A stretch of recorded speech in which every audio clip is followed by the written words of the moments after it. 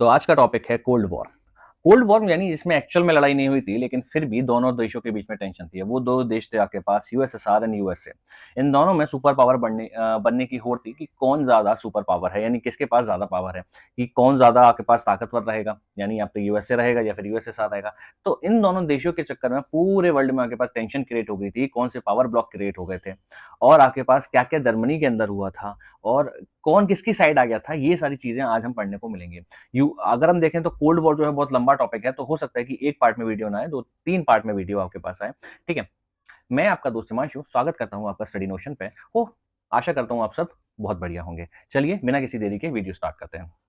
तो cold war का period था 1945 से 1991 के बीच में। 1945 पे जैसे कि आपको पता था कि वर्ल्ड वॉर टू खत्म हो चुका था।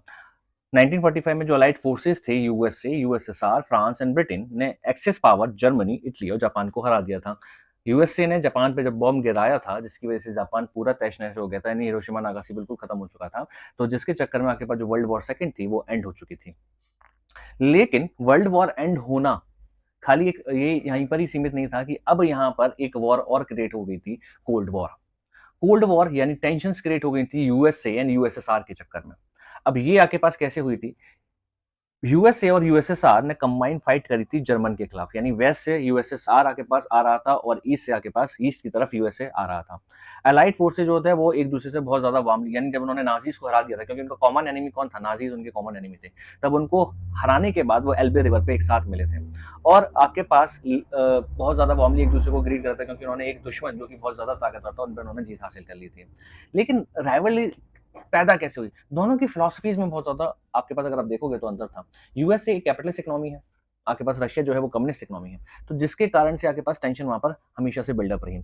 जर्मनी एंड जापान जब डिफीट हुए, यूरोप पूरी तरीके से कोलैप्स हो चुका था और यूएसए और यूएसएसआर जो था वो सुपर पावर बनने की होड़ में था।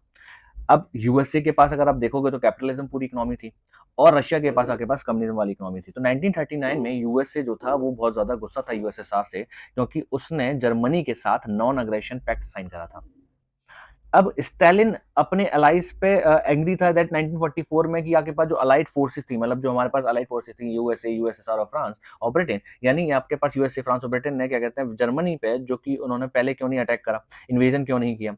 तो बात और बिगड़ गई जब यूएसए ने जापान पे बॉम्ब हिट करा। इसलिए नहीं कि जापान ने बॉम्ब हिट करा, इसलिए क्योंकि स्टालिन को नहीं बताया था। स्टालिन प्रेसिडेंट थे यूएसएसआर के उस टाइम पे। तो और ब्रिटेन को ये वाली बात पता थी, यानी वाली बात है ना कि आपके दो दोस्त हैं और आपने एक जो अच्छा वाला दोस्त था उसको नहीं बात बताई, और जो आपका ठीक है ऐसा फ्रेंड था उसको आपने बता दी, तो अच्छे वाले दोस्त को बुरा लगे, वो तो अच्छा वाला दोस्त आपके पास दुश्मन बन गया। अब यूएसएसआर अमेरिका को क्या कहते हैं, एटम बॉम्ब जो उसने गिराया आपके पास वर्ल्ड वॉर, पूरी तरीके से आपके पास वहां पर अगर आप देखोगे तो जापान पूरी तरीके से हिरोशिमा नागासाकी कोलैप्स हो चुका था। यूएसएसआर ने अपनी मिलिट्री और पॉलिटिकल गेन के चक्कर में वो चाहता था कि क्या कहते हैं यूएसए उस पर स्टॉप लगाना चाहता था कि एशिया के अंदर यूएसएसआर अपना पॉलिटिकल और फाइनेंशियल गेन या फिर मिलिट्री गेन ना देख ले। दोनों तरफ से न्यूक्लियर वेपन का स्टॉक पाइल करे जाने लगा। आर्म्स रेस बढ़ने लग गई, बहुत सारे इंसिडेंट हुए, क्यूबन वॉर हुई, आपके पास बर्लिन वॉर हुई, वियतनाम, कोरिया, ये सारी वॉर स्टार हुई, जिसके चक्कर में आपके पास पावर, दो ब्लॉक पावर बढ़ने लग गए, दो super power block. Alliance system जो था वो दो सुपर पावर में डिवाइड होने लग गया, यानी पूरा वर्ल्ड जो था दो सुपर कैंप्स में डिवाइड हो रहा था। तो सबसे पहले डिवीजन हुआ आपके पास यूरोप के अंदर, वेस्टर्न यूरोप और ईस्टर्न यूरोप। वेस्टर्न यूरोप जो कि यूएसए के पार्ट में चला गया, और जो ईस्टर्न यूरोप था वो यूएसएसआर के पार्ट में चला गया। यूएसएसआर चाहता था कि क्या कहते हैं, के पास वेस्ट साइड को, अपनी जो उसका वेस्ट साइड था उसको प्रोटेक्ट करना चाहता था। सिंपल सी बात है, क्योंकि यूएसए के ऊपर अगर आप देखोगे तो पहले से बहुत ज्यादा अटैक हो चुके थे, तो वो चाहता था बस सेफ साइड में रहना चाहता था। तो जैसे कि वेस्ट में आपका कोई बॉर्डर तो है नहीं है, तो जो विक्टिम वो ऑलरेडी पहले से ही, क्योंकि इन्वेजन से बहुत बार हो चुका था, तो इसकी वजह से ही वो अपना बॉर्डर को प्रोटेक्ट करता था। जैसे कि 17वीं सेंचुरी में पोल्स ने उस पर अटैक करा था क्रेमलिन में, 18वीं सेंचुरी में स्वीडन ने अटैक करा था, और 1812 में मॉस्को पर अटैक करा था नेपोलियन के द्वारा। जर्मनी ने इन्वेट कर दिया था रशिया को फर्स्ट और सेकंड वर्ल्ड वॉर के अंदर, तो इसीलिए वो अपने आप को प्रोटेक्ट करना चाहता था। वर्ल्ड वॉर सेकंड के टाइम पे जो ट्रूप्स ने वेस्टर्न बॉर्डर जो था वो आपके पास ऑक्यूपाई कर लिया था। 20 मिलियन कैजुअलिटी हुई थी। स्टालिन चाहता था कि जो जर्मनी है वो एक तो बफर जोन क्रिएट करे। ठीक है, तो जो लीडर्स के आपके पास यूएसए, ब्रिटेन, यूएसएसआर फरवरी में मीट करे याल्टा में 1945 में, जो कि ब्लैक सी कोस्ट पे आपके पास सिचुएटेड है, क्रिमिनल पेनिनसुला के अंदर। अब जर्मनी मतलब स्टालिन क्या चाहते थे, स्टालिन ये चाहते थे कि जो जर्मनी है वो कंपनसेट करे, किसके लिए, वो कंपनसेट करे जो भी आपके पास लाइफ्स हैं, और क्या कहते हैं आपके पास जो लाइफ्स रही हैं, प्रॉपर्टी जो डैमेज हुई है आपके पास क्या कहते हैं रशिया की, उसके लिए कंपनसेट करे। स्टालिन अब यहाँ पर जब आपके पास सब मिलकर बैठे थे याल्टा में, तो क्या कहते हैं उन्होंने बोला था कि जब जीत गए थे उसके बाद, तो कि हम फ्री इलेक्शन करवा देंगे, आपके पास कहाँ पर इलेक्शन करवाएंगे, ईस्टर्न यूरोप के अंदर। लेकिन विंस्टन चर्चिल वहाँ पर उस की बात पे विश्वास नहीं करते, ये आपके पास ब्रिटेन के प्रेसिडेंट थे उस टाइम पे, तो उन पे वो ट्रस्ट नहीं करते। क्यों नहीं ट्रस्ट करते? वो मानते हैं कि अगर जब तक ये साथ देंगे, मतलब ईस्टर्न यूरोपियन कंट्री साथ देंगे, तब तक तो आपके पास वो सही रहेंगे, स्टालिन से रहेंगे, लेकिन उसके बाद फिर वो सही नहीं रहेंगे। तो आप वॉर के बाद स्टालिन ने जो याल्टा एग्रीमेंट था वो तोड़ दिया और अपनी कम्युनिस्ट गवर्नमेंट स्टैब्लिश कर ली ईस्टर्न यूरोप के अंदर, जैसे कि Poland, Albania, Bulgaria, Hungary, Romania, Yugoslavia, Czechoslovakia, इन सब के अंदर। अब उस टाइम पे याल्टा एग्रीमेंट के टाइम पे रूजवेल्ट जो थे वो थे प्रेसिडेंट यूएसए के अंदर, लेकिन अप्रैल 1945 में वो क्या कहते हैं, डाई हो मतलब मर जाते हैं। उनके सक्सेसर आते हैं हेनरी एस ट्रूमन।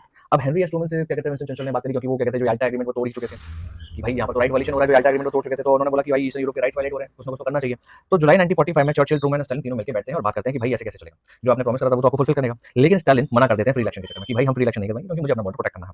तो 1946 में वो स्पीच में कहते हैं, स्टालिन कहते हैं कि कम्युनिज्म और कैपिटलिज्म एक साथ नहीं रह सकते। यानी क्यों? कि उन्होंने यूएसए कौन था, वो कैपिटलिज्म था और वो कम्युनिस्ट पार्टी पर बिलोंग करते थे। तो उन्होंने बोला कि आपके पास जो कम्युनिज्म है और आपके पास जो कैपिटलिज्म है वो एक साथ नहीं रह सकते, तो इसलिए एक पार्ट आपके पास क्रिएट हो गया ईस्टर्न ब्लॉक। तो ईस्टर्न ब्लॉक में कौन से आ गए? Poland, Albania, Bulgaria, Hungary, Romania, Yugoslavia और पूरा यूएसएसआर। चर्चिल अपनी स्पीच में बोलते हैं कि आयरन कर्टेन ने डिवाइड कर दिया है यूरोप को दो पार्ट के अंदर, जिसमें जर्मनी भी डिवाइडेड था, ईस्टर्न पार्ट में जो कि यूएसएसआर के पास था, और बर्लिन भी दो पार्ट, बर्लिन और ईस्टर्न जर्मनी जो कि आपके पास तो दो पार्ट में डिवाइड हो गया। एक तो हो गया जर्मन डेमोक्रेटिक रिपब्लिक और एक हो गया ईस्टर्न जर्मनी। तो ईस्टर्न जर्मनी आपके पास यूएसएसआर के पास था और आपके पास बाकी का जर्मनी यूएसए के पास था। होप आपको वीडियो पसंद आया होगा। Thank you so much for watching the video.